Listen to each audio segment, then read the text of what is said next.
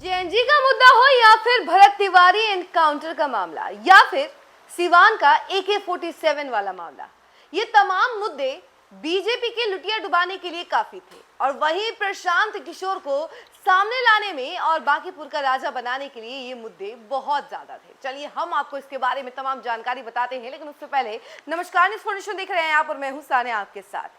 वैसे तो प्रशांत किशोर ने फतेह कर ली है बांकीपुर के किले पे और इसके साथ ही साथ बीजेपी की लुटिया डूब गई है। 30 सालों तक जिसने राज किया उसकी लुटिया डूब गई है। जी हाँ, बिल्कुल सही सुन रहे हैं आप।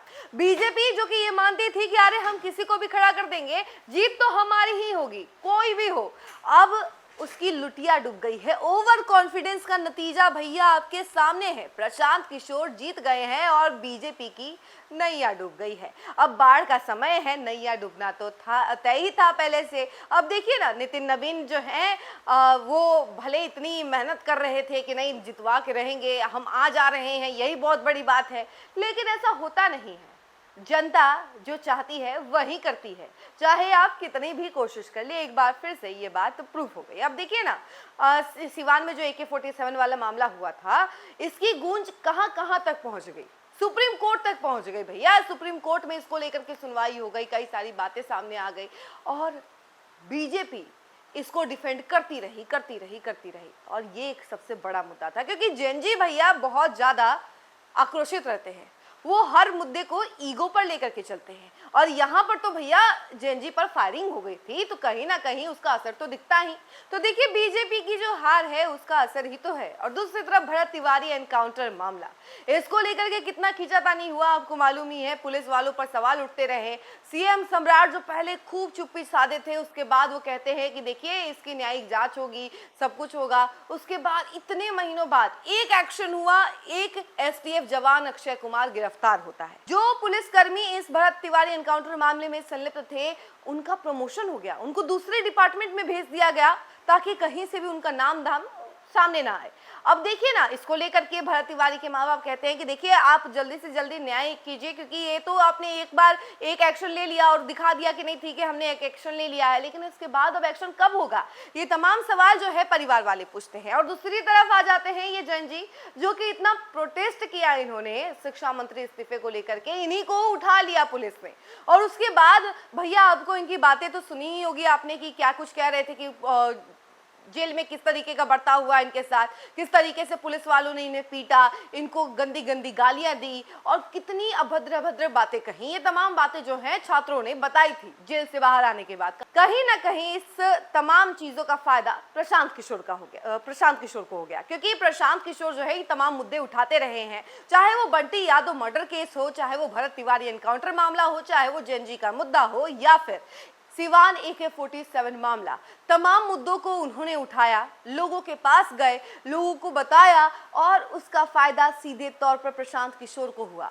चुनाव के बाद देखिए, उपचुनाव में भले जो कुछ भी हुआ, जो बवाल खड़ा हुआ, उसके बाद जब काउंटिंग होती है तो शुरू से लेकर के आखिरी राउंड तक वो आगे ही चलते रहते हैं और बीजेपी टेंशन में ही रहती। बीजेपी वैसे कई सारे नेता ऐसे भी थे जो कि ये सोच रहे थे कि अरे भैया ठीक है 31 राउंड हो जाने दीजिए ना, उसके बाद हम बताएंगे। जीत तो बीजेपी ही रही है, यानी कि 15 राउंड तक भी वो क्लियर नहीं थे। 18 राउंड हो गया, 19 राउंड हो गया, फिर भी उनको लग रहा था कि नहीं बीजेपी बढ़त कर लेगी, बीजेपी आगे निकल जाएगी। तो जहां एक तरफ बीजेपी ये सोच रही थी कि नहीं हम जीत जाएंगे, तो वहीं उल्टा हो गया। मतलब जिसकी उम्मीद ही नहीं की थी वो हो गया। प्रशांत किशोर जीत गए और ये जो बीजेपी का डंका बजते रह रहा था हमेशा से, वो डंका कहीं ना कहीं अब सन्नाटे में बदल गया और एकदम से सन्नाटा छा गया पूरे बीजेपी ऑफिस में, बीजेपी कार्यकर्ताओं के बीच में। और दूसरी तरफ जश्न का माहौल देखा गया। प्रशांत किशोर फुल जश्न मना रहे थे, लोगों के बीच जा रहे थे, एक अच्छा खासा लंबा रोड शो भी किया गया। गाड़ी पर खड़े होकर के एक फिल्मी स्टार की तरह उन्होंने लोगों से बातचीत की और लोगों के साथ रूबरू हुए। वो तमाम तस्वीरें हमने आपको दिखाई थी जश्न की। उसके बाद देर रात खूब आतिशबाजी भी हुई और उसकी तस्वीरें स्क्रीन पर आप देख ही रहे होंगे कि किस तरीके से आतिशबाजी हुई है, जश्न मन रहा है जलसुराज की जीत का।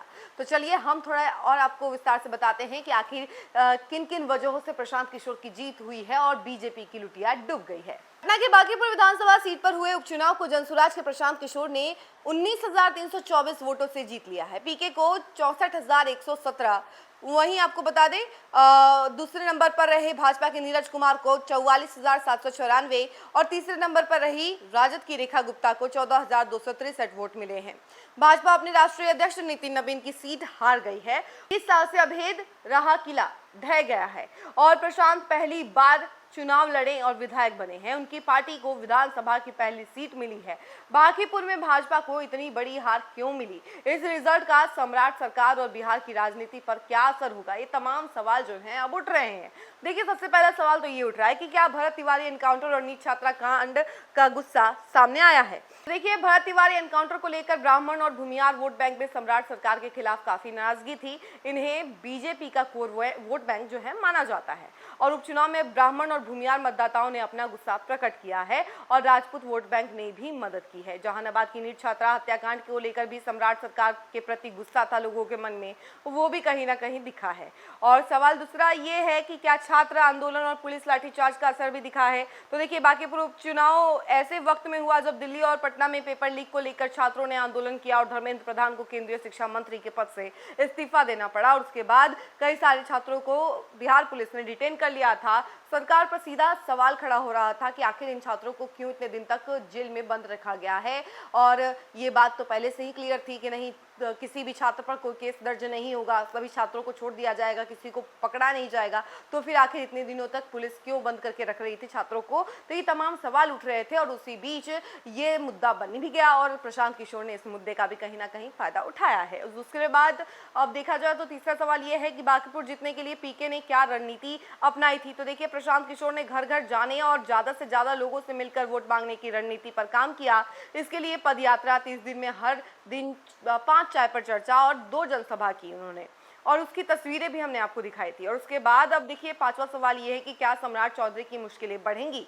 तो देखिए, बांकीपुर भाजपा का पारंपरिक किला रहा है। भाजपा अध्यक्ष नितिन नबीन का परिवार 1995 से यहां से जीतता रहा है। प्रशांत किशोर की जीत से तय हो गया है कि भाजपा का शहरी और मिडिल क्लास और अपर कास्ट का मजबूत आधार हिल गया है। तो कहीं ना कहीं इसका असर बीजेपी पर जरूर पड़ेगा और सीएम सम्राट जो कि नए नवेले सीएम बने हुए हैं, उनके लिए चुनौती थी। तो कहीं ना कहीं वो इस चुनौती में फेल हो गए हैं और वो काफी ज्यादा फेल हुए हैं, जिसके बाद अब देखिए कि इसका असर बीजेपी पर पड़ेगा, सरकार पर पड़ेगा और हो सकता है आने वाले दिनों में कुछ बड़ा बदलाव देखा जाए।